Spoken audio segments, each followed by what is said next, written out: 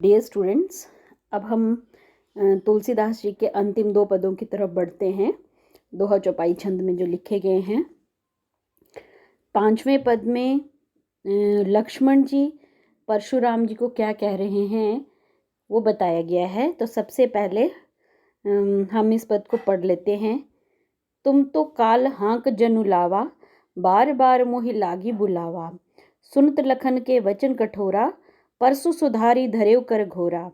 अब जनि देव दोष मोहि लोगु, कटुबादी बालक बद जोगु।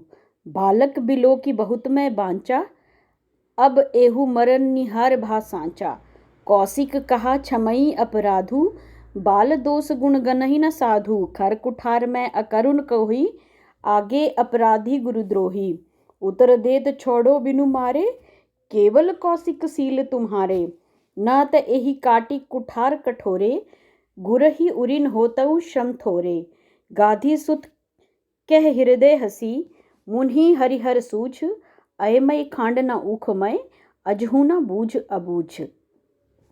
अब मैंने कुछ कठिन शब्द जिनका मैं अर्थ आपके साथ बताना चाहूँगी उनको रेखांकित किया हुआ है। तो देखिए, सबसे पहले है तुम तो काल हाँक जनुलावा। काल मीन्स, काल क्या होता है? मृत्यु। हाँकना मीन्स बुलाना। बार बार मोही लागी बुलावा। मोही लागी मीन्स मेरे लिए, लगे हो बुलाने। लागी मीन्स लगे हो बुलाने। सुनत लखन के वचन कठोरा, परसु सुधारी धरिव कर घोरा। परसु मतलब फरसा, सुधारिव मतलब सीधा किया, धरिव मतलब धारण कर, कर अर्थात हाथ में, हाथों में। आगे देखिए, अब जनि देव दोष मोहि लोगु। अब मुझे दोष मत देना। अब जनि देव दोष मोहि लोगु। कटुबादी बालक बद जोगु। कटुबादी मीन्स बद मतलब कड़वा बोलने वाला। बद जोगु मीन्स वध करने के योग्य है। बाल बिलोकी, बच्चा देखकर। बिलोकी मीन्स देखकर। बहुत मैं बांचा। बांचा मतलब बचाया। बच्चा देखकर मैंने इसको अभी तक बहुत बचाया। अब एहू मरनिहार भा सांचा। मरनिहार मतलब मरने को, सांचा अर्थात सचमुच। कौशिक कहा क्षमी अपराधु, बाल दोष गुण गनहि न साधु। कौशिक किसको कहा गया है? पहले भी हमने देखा, विश्वामित्र जी को कहा गया है कौशिक। आगे है खर कुठार। खर कुठार मतलब तीखी धार का कुठार, कुल्हाड़ा। इसके पश्चात है गाधी सुत। गाधी सुत कहा गया है विश्वामित्र जी के लिए। विश्वामित्र गाधी उनके माता पिता का नाम था, माता का नाम था, इसीलिए उन्हें गाधी सुत कहा गया है। हरिहर सूझे। हरिहर मतलब हरा ही हरा दिखाई देता है। अयमय खांड ना ऊखमय। ऊखमय मतलब गन्ने, है ना। खांड होता है चीनी। खांड शब्द में दो अर्थ यहाँ चिपके हुए हैं। एक खांड हुआ गुड़ शक्कर या चीनी, और दूसरा हुआ लोहे के बने हुए खांडे। जो पुराने समय में युद्ध के लिए जब जाते थे सैनिक, तो वो लोहे के जो फौलादी वस्त्र पहनते थे, कवच पहनते थे, उसको भी खांडा कहा जाता है। या फिर हाथों में जो है भाले के साथ प्रहार करते थे, तो हाथ में एक गोल गोल सा लोहे का शस्त्र लेते थे, अस्त्र शस्त्र हाथ में रखते थे बचाने के लिए, प्रोटेक्शन के लिए, उसको भी खांडा कहा जाता है। तो इस तरह हमने कठिन शब्द देखे। अब हम इन पंक्तियों का अर्थ देखते हैं। तुम तो काल हाँक जनु लावा, बार बार मोहि लागी बुलावा। लक्ष्मण ने कहा, हे मुनिवर परशुराम, आप तो मानो काल को बार बार हाँक लगाकर उसे मेरे लिए बुलाते हो। बार बार मोहि लागी बुलावा, मेरे लिए बार बार उसको हाँक लगा करके बुलाते हो। तुम तो काल हाँक जनु लावा। यूँ लगता है जैसे आप मानो काल को बार बार हाँक लगाकर मेरे लिए बुलाते हो। तो जहाँ जनु मनु मानो मनहु होता है, वहाँ हम जानते हैं कौन सा अलंकार होता है? उत्प्रेक्षा अलंकार होता है। सुनत लखन के वचन कठोरा, परसु सुधारी धरिव कर घोरा। लक्ष्मण के कठोर वचन सुनते ही परशुराम ने अपने फरसे को सुधार कर हाथ में ले लिया, मतलब सीधा करके हाथ में ले लिया। और क्या बोले, अब जनी देव दोष मोहि लोगू, कटुबादी बालक बद जोगू। अब लोग मुझे दोष ना दें। कटुबादी बालक बद जोगू मतलब यह कड़वा बोलने वाला बालक मारे जाने के योग्य ही है। बालक भी लो की बहुत मैं बांचा, अब एहू मर निहार भा सांचा। मैंने इसको बालक समझकर अभी तक बचाया, लेकिन अब ये सचमुच मरने को ही आ गया है। अब एहू मर निहार भा सांचा, अब ये सचमुच मरने के लिए ही आ गया है। सांचा अर्थात सचमुच इसकी मृत्यु ही निकट आ गई है। कौशिक कहा क्षमी अपराधु, बाल दोष गुण गण ही न साधु। तब गुरु विश्वामित्र ने कहा, अपराध क्षमा करें मुनिवर। कौशिक कहा क्षमी अपराधु, बाल दोष गुण गण ही न साधु। अपराध क्षमा कीजिए मुनिवर, बालकों के गुण और दोष को साधु लोग नहीं गिनते हैं। बाल दोष गुण गण ही न साधु, बालकों के दोष और गुण कौन नहीं गिनते हैं, साधु लोग नहीं गिनते हैं। खर कुठार में अकरुण को ही आगे अपराधी गुरुद्रोही। तब परशुराम जी बोले, खर कुठार मतलब तीखा प्रहार करने वाला, तीखी धार वाला मेरा जो कुल्हाड़ा है, बोले मेरा तीखी धार का फरसा है और मैं दया से रहित हूँ। और अकरुण मतलब करुणा नहीं है मेरे में, मैं दया से रहित हूँ और बहुत क्रोधी हूँ। कोही मतलब क्रोधी हूँ। आगे अपराधी गुरुद्रोही, ये मेरे सामने मेरा गुरुद्रोही है और अपराधी है। उतर दे तो छोड़ो बिनु मारे, फिर भी मैं इतने पर भी मैं इसे बिना मारे छोड़ दे रहा हूँ।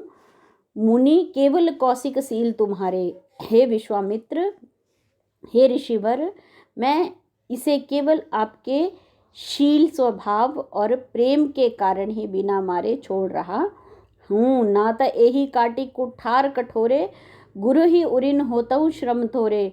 नहीं तो इसे इस कठोर फरसे से काट कर मैं थोड़ी सी मेहनत से ही गुरु के ऋण से उरिन हो जाता, मुक्त हो जाता। ना तो यही काटी कुठार कठोरे, नहीं तो इसको इस कठोर कुल्हाड़े से काट करके गुरु ही उरिन होतउ श्रम थोड़े, थोड़ा सा मेहनत करके ही मैं अपने गुरु के ऋण से मुक्त हो जाता। गुरु के ऋण की, कौन से गुरु के ऋण की बात कर रहे हैं?